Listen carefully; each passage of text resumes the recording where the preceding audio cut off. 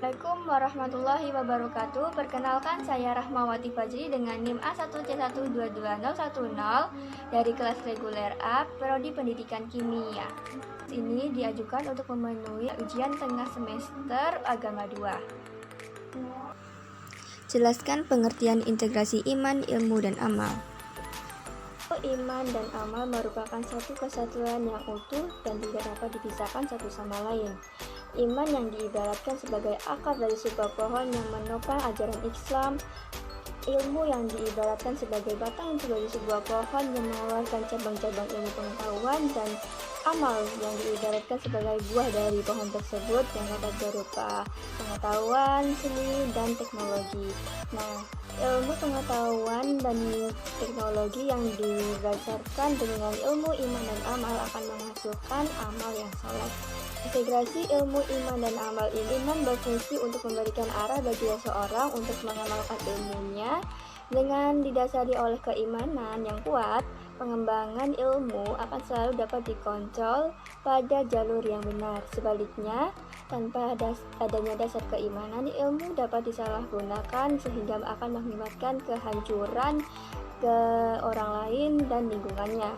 Ilmu adalah hasil dari pelaksanaan perintah Allah atau Tuhan untuk memperhatikan dan memahami alam raya ciptaannya. Ilmu tanpa adanya amal akan terasa sia-sia. Ilmu tanpa adanya iman itu tidak akan terkontrol. Amal tanpa adanya ilmu tidak ada gunanya. Amal tanpa adanya iman itu akan terasa hampa. Ada 3 unsur utama yang ada di dalam sikap kita terhadap agama, yaitu iman, ilmu, dan amal. Maka tidak akan ada artinya keyakinan kalau tidak adanya amal perbuatan. Tidak ada artinya ilmu jika kita tidak melahirkan amal-amal perbuatan soleh dalam kehidupan kita. Jelaskan bagaimana hubungan Islam dan budaya serta mengapa Islam tertinggal dalam teknologi. Agama dan kebudayaan merupakan suatu bidang yang dapat dibedakan. Agama memiliki nilai yang mutlak atau tidak dapat berubah karena waktu maupun tempat, sedangkan kebudayaan sendiri daftarkan atas nama agama. Kebudayaan tetap dapat berubah seiring berjalan waktu dan tempat yang satu ke tempat yang lainnya. Oleh sebab itu, kita dapat simpulkan bahwa agama merupakan kebutuhan primer dan sedangkan kebudayaan merupakan kebutuhan sekunder. Nah, budaya dapat kita katakan sebagai ekspresi hidup keagamaan. Maka dari itu, tinggi rendahnya ekspresi keberagaman seseorang dapat dilihat melalui tingkah ekspresi kebudayaannya. Telah mengalami kemajuan yang sangat besar dari zaman Nabi Muhammad hingga zaman Turki Utsmani.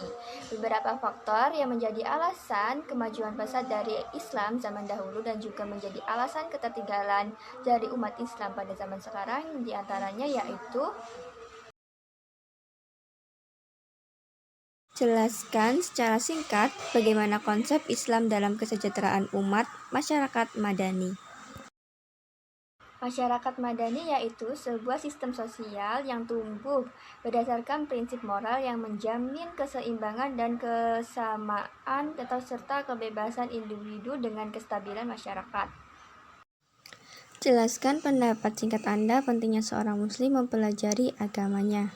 Dari ilmu agama Islam sendiri yaitu untuk membuat diri kita menjadi pribadi yang lebih baik lagi, tidak menjadi pribadi yang hanya ikut-ikutan.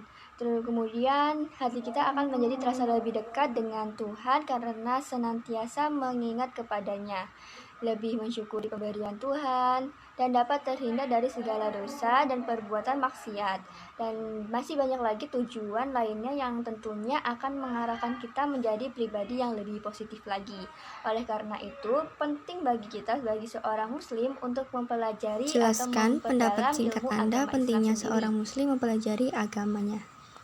Nah, itu tadi yang dapat saya jelaskan dan sahabat saya sampaikan. Atas kurang dan lebihnya saya mohon maaf. Saya akhiri, wabillahi taufik wal hidayah. Wassalamualaikum warahmatullahi wabarakatuh. Terima kasih.